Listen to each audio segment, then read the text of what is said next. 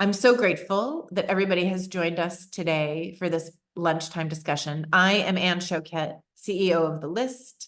I am thrilled to be here today to help Annie Sclaver-Orenstein launch her book, Always a Sibling.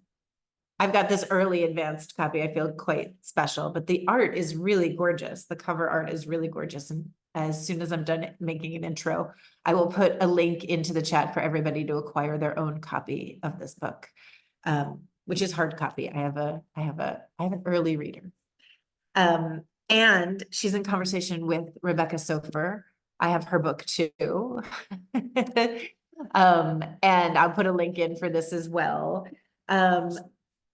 This is a really meaningful conversation about grief and finding meaning and finding community and finding connection. And I'm so thrilled to have these two amazing humans leading this conversation today. This is more urgent than ever in so many ways. And I'm going to sit quietly and listen and take notes, and I'm going to come back in if anybody needs my support during a Q&A at the end. And I'm going to let Rebecca take it away from here and do an intro. Thank you all for joining us today.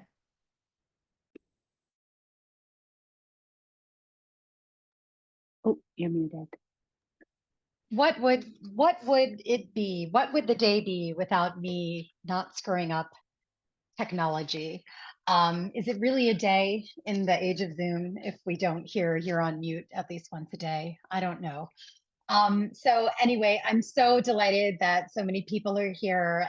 Thank you so much, Anne. I'm a very proud lister. I've been a part of this community since before I even had kids, which is the time that I don't even remember. I don't know if there was a time before that these days. And it's just been a really meaningful part of my life. It's been a conduit to meaningful personal relationships, professional relationships, and frequently the Venn diagram of the two is like there's a strong overlap. So I was really honored and delighted today when they asked me to be in conversation with the lovely Annie, or I should say the brave Annie, because her book is incredibly brave. An endeavor like this is very, very brave.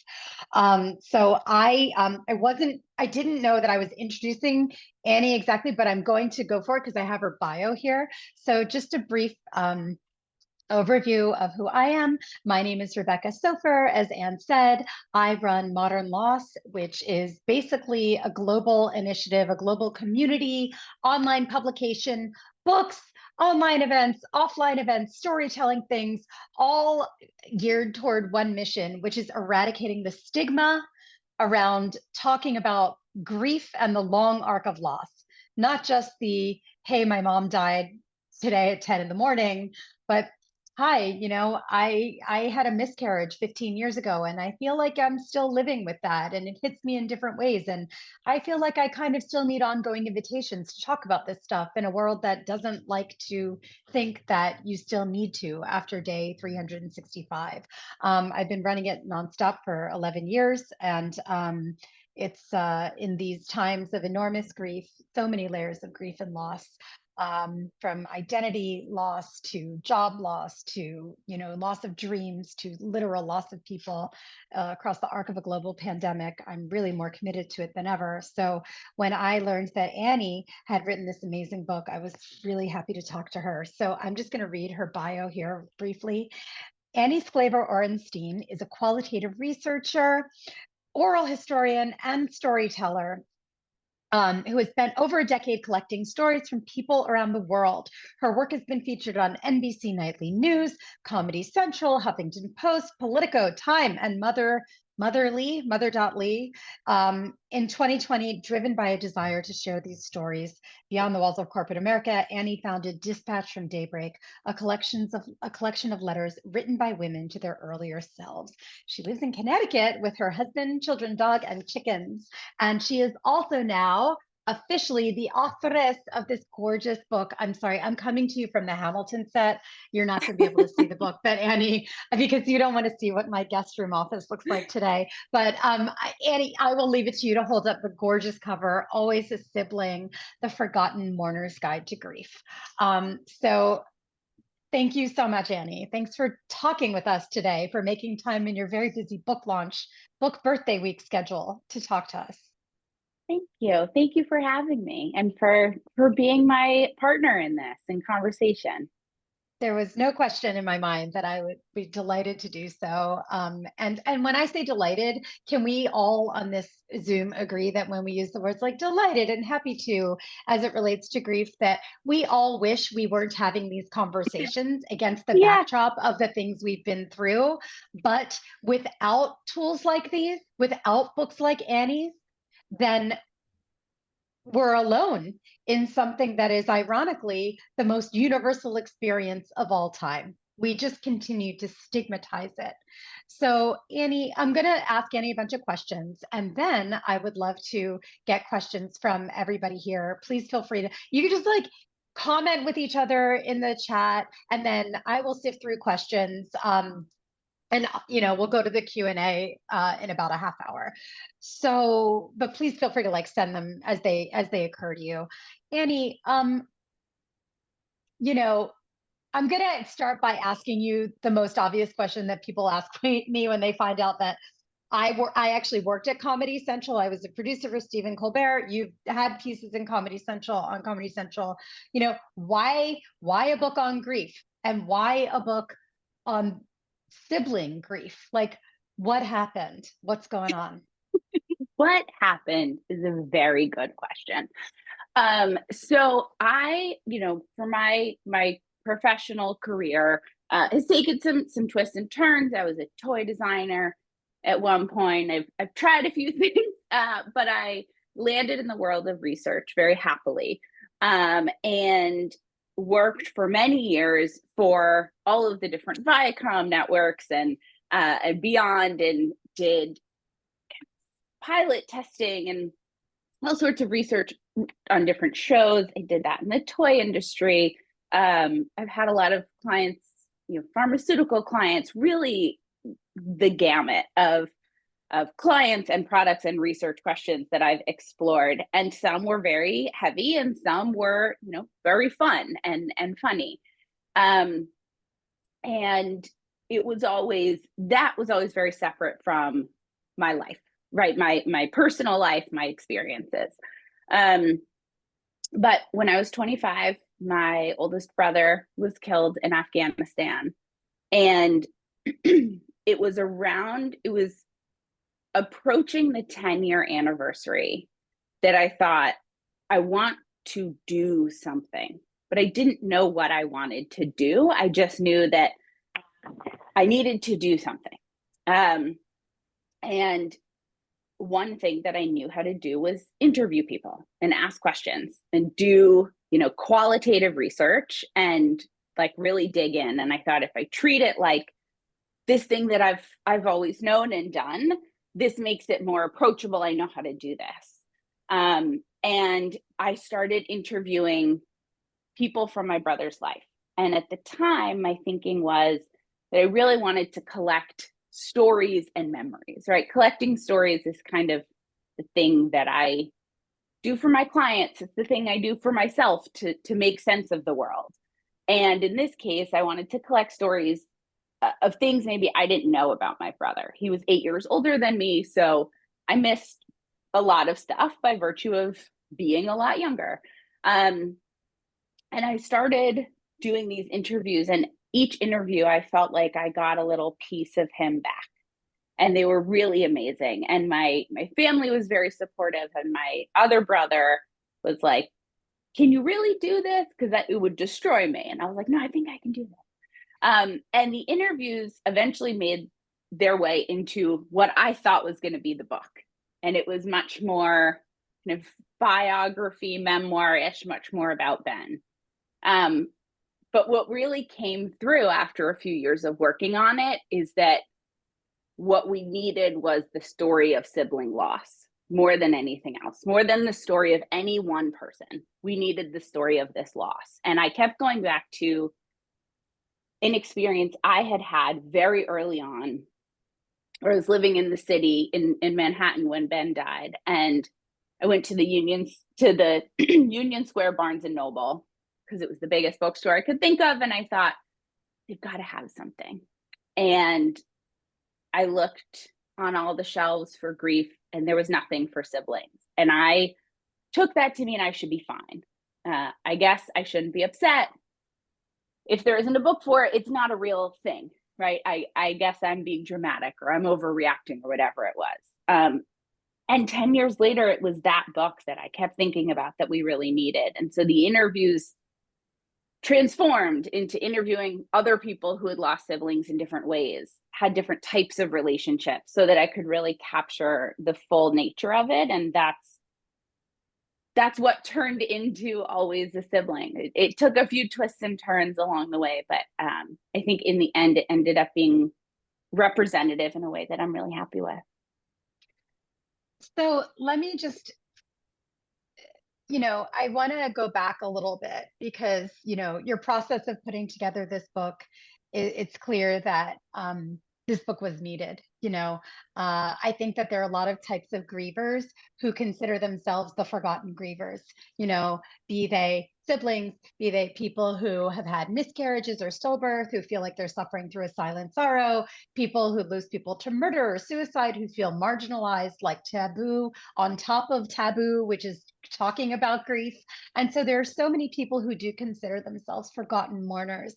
And first, I want to say, I'm so sorry that your brother died. It sucks. Thank you. It does. And I'd like to know, I would like you to describe what it feels like. Like, why did this book need to exist? I know why we write books on anything, because we feel personally that there's a white space that we need to fill, that only we can say it in the way that we need to. And you needed to write this book. But try and help us understand what it feels like to feel like a forgotten mourner. What does that feel like for you, especially as it relates to, grieving a sibling? Mm-hmm. I think one thing that I guess early on, I didn't realize that I didn't know forgotten mourner was a thing, right? I didn't know. I thought that I thought people maybe didn't care, or that my loss wasn't significant enough. And I think the way that the kind of disenfranchisement in grief can play out is in little, I don't want to call them microaggressions, but little micro moments, right? It's people asking how other people in your family are, but not asking how Mm-hmm. you are. Mm-hmm. And it is, expecting you to be available to do these things that no one would ask of a grieving parent or a grieving child or a grieving spouse, right? You're kind of the one who is available to help people feel like they can talk to you about it. And but your loss and your relationship to it isn't always acknowledged. And when I had children of my own and I was reading, especially when I had my second and I was reading parenting stuff, and it stood out to me that in parenting and in childhood, we put all this emphasis on siblings getting along and, siblings without rivalry and how important this relationship is. And then once they're adults and they move out, it's like, oh, did you guys met? You knew each other? Like there's no emphasis on the relationship at all, and almost no expectation of the relationship beyond that. But we've just spent our entire lives, kind of being conditioned to be together. And so it was very stark to have that relationship kind of diminished. And I didn't know how to handle it because on the one hand, of course, people are asking about my parents. I want them to ask about my parents. I just want them to also ask about me, right? It shouldn't be one or the other. And I think that's very common with siblings. It's very common to diminish your own grief and your own loss because you don't want to make your parents' lives harder. You don't want to, be needy or demanding during this time where your family unit really is falling apart. And so that self-disenfranchisement was something that came out really strong in the research as well. I heard from a lot of people, it felt like a loss that happened to my mother. And it didn't hit them until sometimes years later when they realized they had not processed any of the grief. Mhm. What was your moment when you realized that you hadn't not maybe processed any of the grief, but can you describe to us the moment where it really hit you like, wow, like my brother died also, in addition to my parents' child dying? Yeah. I think I had a lot of those moments. I think I would have that moment and then I would try to, get it together and like, nope, but you're gonna be okay. And then I'd be okay for a little while. And then I would have that realization again. And there was a point where I realized, it had been years and I couldn't say his name without crying. I couldn't talk Mhm. about him without crying. And other people could. And that was also a moment where I thought like I haven't really processed this, and especially when I would hear people talk about feeling someone's presence or them visiting them in dreams, things like that just made me sad because all I Mhm. felt was this absence. I didn't feel a presence. I only felt the void. And I wanted to get to that place where I could still feel Yeah. some type of presence. Well, there's a book that's been on the bestseller list for about 652 years called The Body Keeps the Score by Bessel van der Kolk, which Back is like, there. I read it and I felt like I deserved like an Olympic medal for finishing it because it took me that many years to finish it and it was a very hard read. But the TLDR for anybody on here who hasn't read it is basically the body does. It holds on to trauma, it holds on to losses, it holds on to all the hard things that you've been through and that sometimes your predecessors have been through because hereditary grief, generational grief is actually a thing, generational trauma, intergenerational trauma. And so the more that you either actively or unwittingly try and push that away, the more it's going to stick around and get louder and louder and tell you it needs to be dealt with. And that is something that isn't even meant to sound scary. It's actually meant to sound hopeful, which is I learned the hard way. Sounds like you learned the hard way too. I learned by hitting my mom was killed in a car accident and my dad died 3 years after that. So I was left with like two dead parents by the age of 33, which is like not my life plan. And I tried to be okay and do all the things and take care of my dad after my mom died.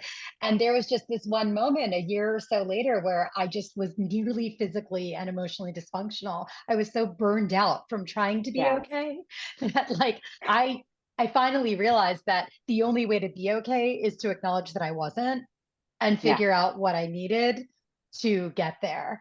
And I think that your book is really going to make so many people feel legitimized. The modern loss community is global. We're all over the world. There's a large community of sibling grievers within the modern loss community. And in fact, every year we do, well, we didn't this year, but a National Siblings Day gift swap because they do feel so marginalized, like all the emphasis is on Mother's Day or Father's Day when bereaved parents or children are being remembered. But what about the sisters? What about the brothers? What about the Mm-hmm. siblings?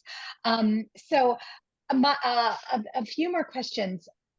It's very exciting to get a book deal. Um, it's this rush of adrenaline, and then it hits you eventually that you have to write a book. Mm-hmm. Mm-hmm. I don't know if Sure that does. happened to you, but it happened to me twice. Sure does. So Can you tell me, and by the way, please, everybody, if you have any questions for Annie or me, anything about the book writing or resources or anything, please put them in the chat and we'll get to them. If not, I'm just going to call on you. So you don't want that. But I'd love to know, like, when you sat down to finally start writing this book, was there anything that surprised you about the process that, I think inherently being surprised is you weren't expecting it. But what was there Yeah. anything that you, for better or for worse, took you by surprise? Yeah. So I surveyed over 350 siblings and then interviewed about 40 of them during these in-depth interviews. And I waited to do that until I had the book deal. I had the book outlined, obviously, in the proposal, but I hadn't done the interviews yet. And so once I got the book deal was when I started like really kind of doing some of that work. And, I have 2 young kids. I also have a full-time job in tech. And I was trying to figure out, when do I do these interviews? And do I want to, take a few days off and try to do them all? And I ended up kind of taking off a few Fridays but basically doing most of them after work and after dinner. And so at like 8:00, I would come back into my office and do these interviews. And I was really nervous. I am an empath and I tend to take on a lot of that energy. And I was worried about how those interviews might be triggering or they might be difficult. And I was nervous before the first one, and really nervous about like how I was going to be able to handle this. And they were amazing. Like, the interviews were one of my favorite parts, if not my favorite part, about writing the whole book. Every interview, it reaffirmed what I was doing and why I was doing it. Some of them went on for like 2 or 3 hours. I could tell that people were enjoying talking about their siblings, relieved at being able to have the opening to talk about it and have someone be interested in it. And each one really bolstered me. And I just didn't expect it. I thought they were going to drain me completely. And it was the opposite. It kept me going. And when I was, struggling while writing the book, which then became a very isolated and solo process, I would go back to those interviews and they kind of gave me life again. So I think that was just the biggest surprise. Was I thought those were going to be really difficult, and they ended up being really the most beautiful part of the whole book writing process. That's actually, I mean, I can see, like how asking people if they're dead siblings could be very daunting because you could be scared that maybe it might trigger something in you. And I think that that's actually a really important thing that you shared just now, because I think that so frequently, as a society, we do suck with regard to talking about grief and loss and supporting people in it in ways that aren't anchored in platitudes or toxic positivity or just, I don't know, utter silence. And we sometimes are scared to bring something up because we don't want to upset the person or remind them. And so you were having these interviews, I'm sure in the back of your mind, you were thinking, what's the end result going to be emotionally for me? Just like people ask me all the time, how can you work with death all day? And I say to them, well, everyone I work with is very much alive. So I'm actually working with a lot of amazing living people who have lives, and we're talking about our lives. That's what you were doing with these people. And so it really is an important message to show that, like, talking about losses, instead of really just triggering you, can actually be a conduit to part of a healing process, just feeling, just the first rule of journalism is show, don't tell, just listening to people, like painting pictures and descriptions of their person. It's just such a wonderful way to not only, get ideas from other people about how they're moving through something really hard, because we all need those ideas, but also just be reminded that you're absolutely not alone in it. And, Yes. while I'm sure that you would give anything to, you know, not have lost Ben, um, you did. And so Right. what more can we do than find community to pull us through the darkness? Absolutely. Absolutely. And I think, one of the things that was really beautiful was after a few interviews, these themes started to come through loud and clear. And in every interview, I write about this, but in every interview, someone would start some statement by saying, you probably, I don't know if anyone's told you this before, like, it's probably just me. I think I'm kind of crazy, but like, blank. And they would say this thing. And every time it was like, nope, I've heard that. Like, you're not alone. This is the thing. And I kept wanting to like match people up, which ethically Yeah. questionable. But Oh, I've just done it. hearing, As hearing long as these you have their stories, permission, it's that's the thing. okay. I like want to go back now and be like, so now that this is wrapped, can I introduce you to some friends? I think people, because there are such distinct elements, you kind of alluded to it earlier, but like cause of death was a significant factor in how people are Mhm. treated after, Yeah. after a loss. And Yep. I think there's a lot of this that people, because they're not hearing enough people talk about it, they think that they are alone in this thing. And just learning that you're not and having it normalized a bit can be really healing. Yeah.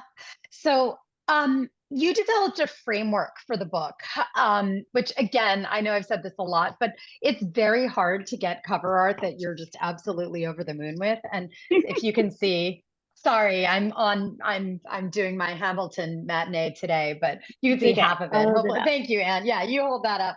Um, it's just gorgeous, but the interior is where the real beauty lies. You develop this framework with, without, within for the book, right? And I think that's so helpful and important because as I write my own books, I feel like the framework is so important. Like it's like the scaffolding Mm-hmm. on which you're going to hang all the important things that you have to share and the people you've interviewed have to share.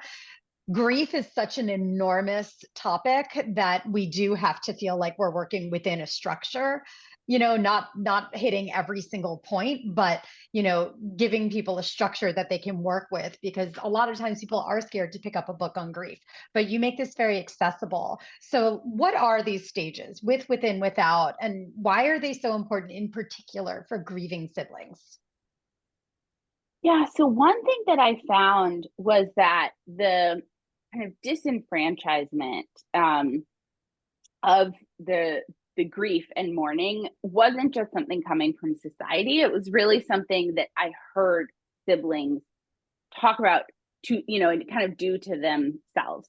Mm-hmm, So, mm-hmm, kind of saying like, well, it wasn't as bad as losing, my mom who lost a child, or, you know, we weren't that close. I probably shouldn't even be this upset. Like people mm-hmm, would give these qualifiers, or even to me, knowing how my brother was killed, they would say, well, it was different. They were sick or they struggled with addiction. We kind of always saw it coming. And mm-hmm. I always wanted to say, like, okay, but did you still lose your sibling? Like that that's all. There's no qualifiers, right? You don't need to make it sound like it's not that bad.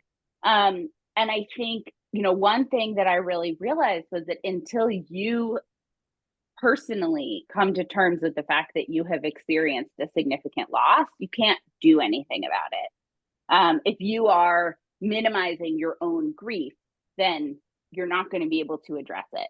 And so that first part of the book, with, is really about getting people to understand and come to terms with the significance of that relationship. And even, I talk to people who would say, I'm not that close. I don't know why I'm so upset. And so even trying to frame that around shared memories, these shared childhoods, all of these reasons why this person is ingrained in your brain as a very, essential person in your identity, and why losing them would matter. And so it also talks about, with, also processes some of those more difficult things with siblings, more traumatic sibling relationships, and really coming to terms with what it was like with the sibling, with that sibling in life. Without covers that kind of acute grief phase, the deep depression and anger, and a lot of those things caught siblings by surprise, especially the anger, and the amount of anger caught people by surprise. And this is where we also talk about things like cause of death and how it really does change how people treat you, unfortunately. But it also changes how you look at yourself, right? I mean, if it's a full biological sibling and they died of a genetic disease, or really any disease, there's a lot to process there, right? That's kind of a Russian roulette situation, and the survivor's guilt can be really strong for siblings. So without, kind of we came to terms with the relationship and validated the relationship, and without, we really talk about what it's like to lose them, and what it's like in those early days, and the family dynamics, and how that stuff is changing. And then the third part within is the part that I really struggled to get to, and that is feeling their presence, that idea of continuing bonds, if they're appropriate. There's also a part in the book that's like, maybe you shouldn't have continued bonds. Maybe this isn't healthy for you, right? Maybe that relationship was traumatic and it needs to be kind of wrapped up in a different way. But within really focuses on how we can continue to feel their presence, carry on their legacy, and kind of bring them forward into our futures together. Wow. Yeah, I mean, it's true. I think I'm grateful that you brought up that, I don't know that it's like maybe you don't need to have continued relationship, because there is always a connection no matter what. It's like emotionally and physically and psychologically impossible to completely excise someone's existence from your own existence. But it is true that, I do think that there's this tendency for us when we look at someone who's grieving to assume that like they're grieving a relationship that was like incredibly close and beautiful, and that everything was tied up with a beautiful little bow when one of them died, and that all that's left is just like the love and the pain and the nostalgia. And while I do count myself very, very lucky, because I was that close with my mom, and I was so lucky, because the last thing I said before she was killed in a car accident was, "I love you." But I don't think the majority of people, have that kind of experience. I mean, most of the times the last thing you say to someone is like, I don't know, like something very mundane, or like maybe you had an argument, or maybe you're not in a great place in your relationship, or maybe the relationship has been, like you say, traumatic. Maybe there's been psychological abuse, emotional abuse, physical abuse, or just like a non-closeness. But that brings up its own type of grief that, I kind of always argue is more important to examine and acknowledge than just those perfect like feeling relationships, because that turmoil is going to stay inside you. That harkening back to body keeps the score. If you don't contend with it, it will stay there, and it will grow and fester and impact your ability to glean enjoyment and richness out of your life. And every single person who survives a loss deserves to have that, because they are alive, And I think it's great that you focused on like, all types of dynamics. So I know I'm paying attention to the time, and I see a couple questions.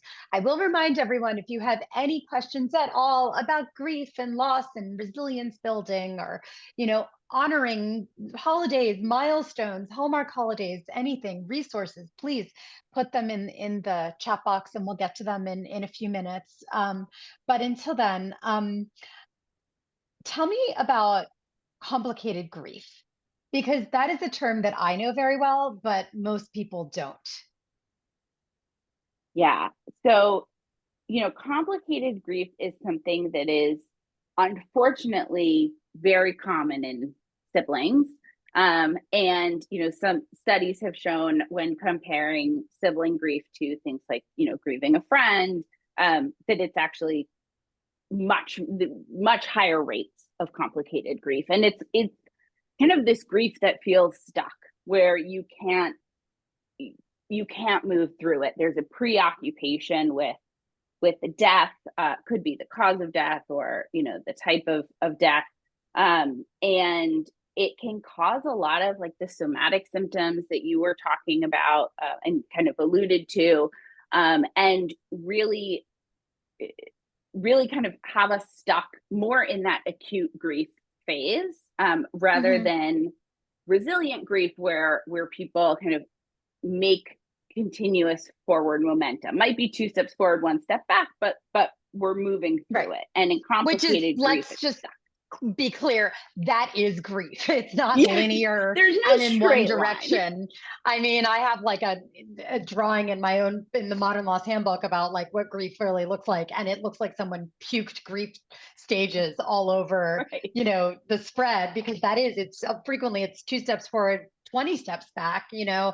But like you say, the hope is that you are etching toward a level of like logarithmically you're skewing Yes. toward feeling like you're healing, right? Yes. And I like use that word because you're a researcher and I thought you would process. appreciate it. I did. I really did. Thank you. Thanks. It gets stuck. It gets stuck in there. And Yeah. there are, you know, those somatic symptoms that a lot of people don't actually realize are coming from loss. You know, whether it's some are more obvious, right? Nightmares, panic attacks can be sometimes more obvious where it's coming from, but it could be headaches, it can be GI issues, right? There's all sorts of stuff that really kind of piles on, for lack of a better term. And it's the length of it. It's this prolonged, intensified grief where it's hard to accept the loss and the circumstances surrounding it. And and it's really interesting, you know, a lot of the people I talked to had a preoccupation or fixation on their own death after their sibling died. Didn't matter how. It didn't matter if there was logic. Like there's no logic in grief or not friends. Like we don't get along. And so, and it's that fixation that really can be really, really difficult to deal with and to process, because it doesn't feel like you're being, you know, anxious or nervous. It just feels like a fact, right? If my sibling has died, then I will also die, right? Or if I saw my parent lose a child, I will also lose a child. And it really, it makes it much more difficult to move through it. Yeah, it does. And when you say prolonged, in fact, I think about two years ago, the term complicated grief was renamed. It's gone through all these iterations of, and now it is called, in the DSM, it's called prolonged grief disorder, which I have many issues with, not because I don't think people deserve enormous grief support when they're unable to glean any sort of, you know, enjoyment or even like, you know, productivity out of their lives after loss, but because grief isn't a disorder, it's not a pathology. This complicated grief / prolonged grief, it only affects like 10% of the overall population. So the overwhelming majority of people who are faced with moving through loss are going to, I want to point this out, like are going to get through it in ways that will enable them to build resilience, to move, you know, not like get over, but to move through it in ways that, you know, still allow them to build richness in their lives and feel like their lives are building around their grief, right? And it never disappears around their losses. But this prolonged grief, complicated grief, does affect about just 10% of the population. And I just wanted to, you know, point that out for anybody who's watching, who's saying, well, I'm having trouble after a year, because it says if you're having trouble after basically a calendar year, you might have this. And it really is a way also for practitioners, for people to get healthcare coverage in the United States, so that practitioners can diagnose someone with this. And so I just want to, you know, caution people that, you know, please, if you do feel like you're struggling, really feel like you're deeply struggling and you're having really awful dreams, and like it's really hard to focus on anything, and it's really hard to feel like you're enjoying anything of anything, please see a Mhm. mental health professional. Please see a grief therapist, a social worker. You talked about somatic therapies. There are so Mhm. many amazing therapies now that are so legitimized in the grief world that can be so helpful, ranging from just talk therapy to EMDR, talk therapy with cognitive behavioral therapy. There are a lot of ways that you can be helped. And I just wanted to like underscore that for anybody watching this. Yeah.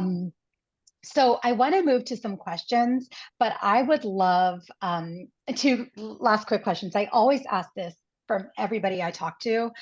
What was the best thing that anybody said or did for you after your brother was killed? Do you remember? There are no wrong answers. It can be anything. Thing. There's an email I remember. So Hmm. when Ben died, I told, I'm a summer camp person.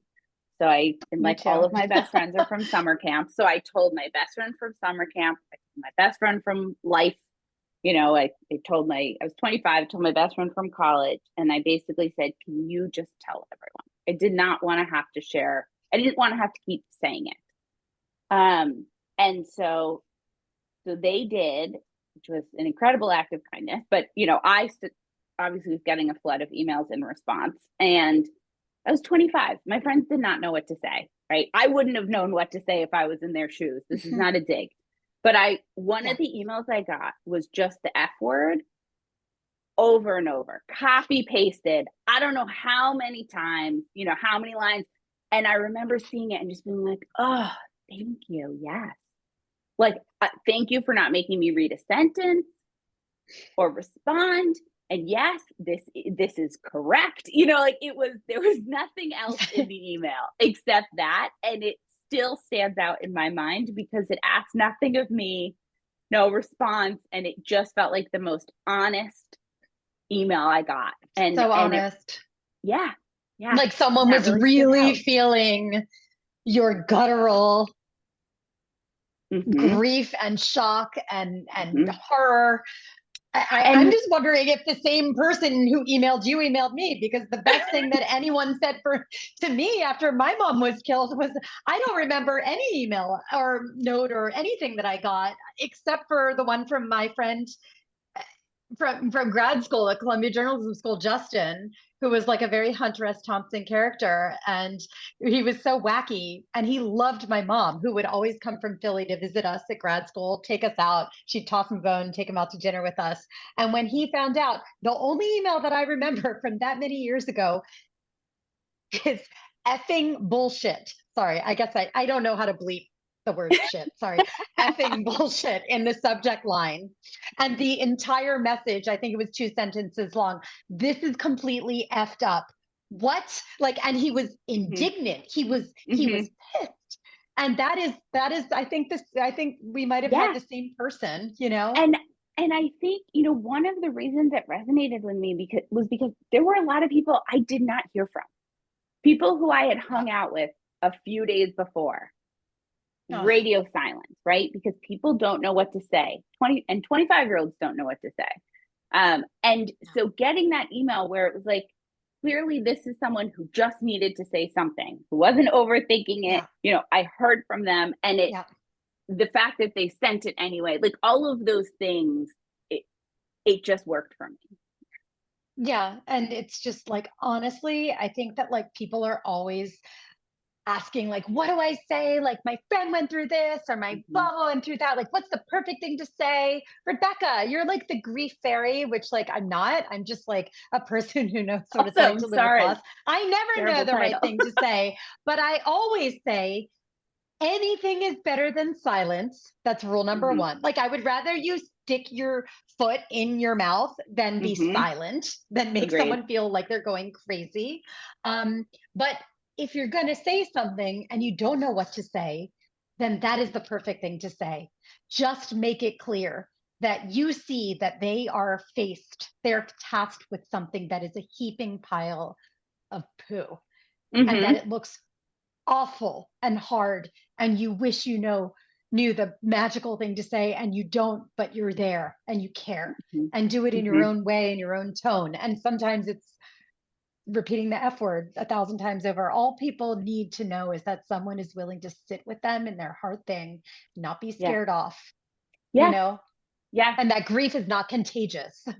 There was something actually, Rachel, who is on this call, had, sorry for Rich. calling you out, Rachel, had written an essay for Modern Lost book, about her brother, and about the code switch of like, you Yes. don't want to be the girl with the dead brother.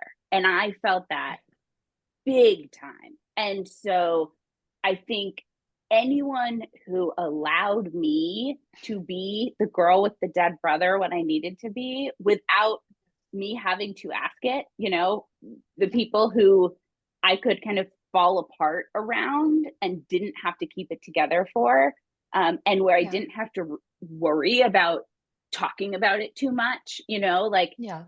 those are the people I Yeah. needed. And sometimes all they would say is like, can I bring you dinner? Right? Can I Yeah. like show up with food? And that's enough to know that I know they know I'm not okay. And it Right. kind of opens that door. Right. So we have a few minutes left. I see a couple questions on here. I'm actively encouraging you to add any more, but I'm Mel. Wrote, Annie, thank you for writing this book and doing this work. What lessons came from your interviewees about how they want, it says, how they want to live, and Mm, who do they want to spend time with after the death of a sibling? And I'm sure you have a variety of, answers, but is there anything that kind of yeah. like comes to mind? Yeah. I think that the how do they want to live one is really interesting. I did talk to quite a few people, who got into whatever work they do because of their sibling, especially if they lost a Mhm. sibling when they were younger. But a lot of people I talked to who especially lost, siblings to addiction now work in addiction support or school counselors, people who, Mm. if something happened as a child, um, Mhm. a lot of them have kind of gone to give back in those ways of supporting kids who were going through something similar to what they supported, which I found Yeah. so beautiful. Um, some in terms of who they want to spend time with. I had a really interesting call with someone who lost his twin brother, and he was saying that he really only talks about his twin brother when he's with their friends from like childhood and growing up, because he Mm. wants to talk to people who knew his brother when he was alive. And he Yeah. doesn't want to have to explain the backstory or kind of do that work. And he wants, so I think it was interesting how some people found like, this is a group that I can go to talk about this person or who knows this person. And I think, on the flip side, there were some people who felt like there were a lot of people who didn't show up for them. And I think that's universal. I think when you lose Yes. someone, some people show up and some people don't, and it tells you a lot, unfortunately. And so that was, very much the same. I'm trying to think if there were other, but yeah, I think, in some cases, if they weren't pursuing, explicitly pursuing jobs, I did find a lot of siblings took on the role of being memory keeper. They felt like they had to keep their siblings' memory alive, and it was very important that they be the one to do it. Yes. And I think a lot of that is because, you know, siblings should be our longest relationship.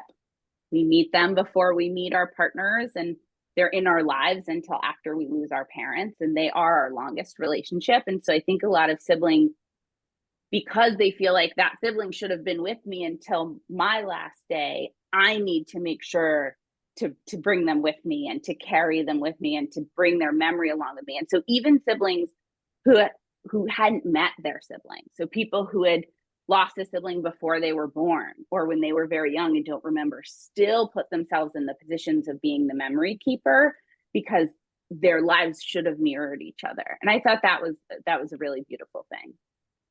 It is. And, you know, it's true. I think that you're going to stop and make a lot of people think, even if they don't pick up your book, even if they're just walking, which they should clearly, but if they're in the bookstore or like on it and they see the term a forgotten mourner's guide to grief, you know, always a sibling.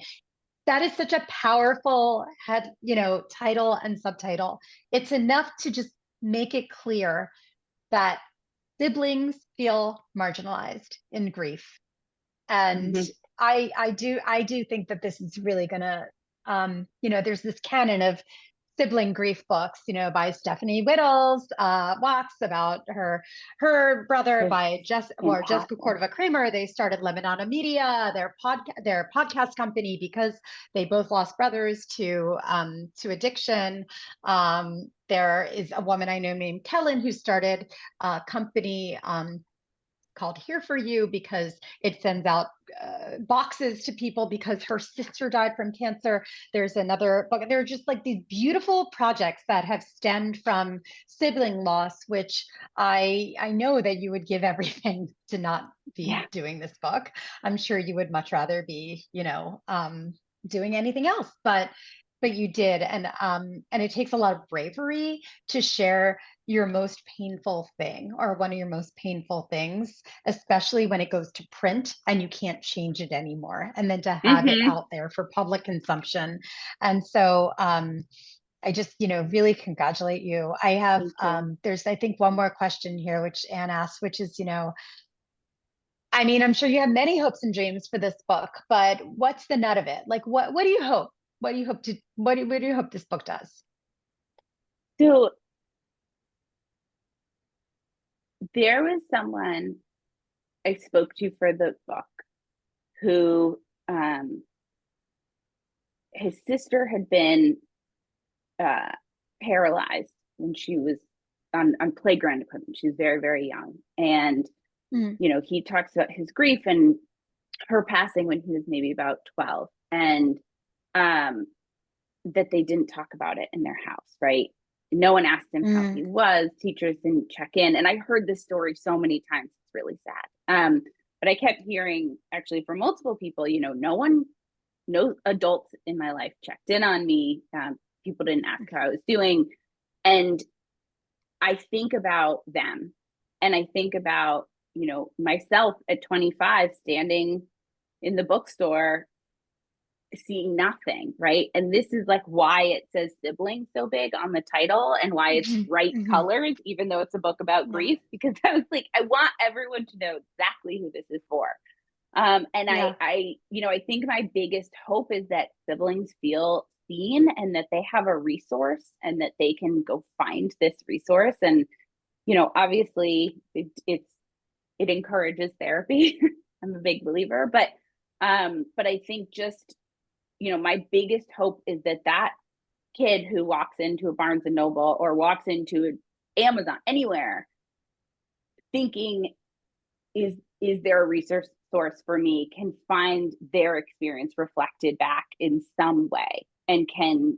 find a bit of help and support and validation in the pages. Yeah. Um, Thank you. Well, we are approaching the hour, and I want to be conscious of everyone's time. I'm just really cannot wait to, you know, I've read through the book. I'm going to be recommending it to a lot of people. And yes, I also write grief books, but like this is like just like it's just going to make so many people feel so seen. And that's all that we need in our hard thing, is to feel seen and feel legitimized. And you really are going to accomplish that with this. Yeah, So thank you so much, Annie, for this conversation. And, you know, and this is in honor of Ben. thank you. Thank you so Thank you. Um, much. To say thank you to you, Rebecca, and to Annie. What a meaningful, powerful conversation. Annie, I will send you the recording to share on your Great. socials. And I gave everybody in this group a to-do list. The first is to buy your book. The link is in the chat. The second is to give it 5 stars on Amazon. While you were chatting, I gave you your first one. And finally, to share your social media posts, which I've linked to your LinkedIn and your Instagram, so that we can be like your influencer launch team to help this book find its audience and to do its work in the world of making people feel seen and bringing people together. Thank you. I'm so grateful for you and for this time that everybody has spent with us. And thank you. Well, I'll let everybody get to their 2 o'clock meetings, but thank you all very much.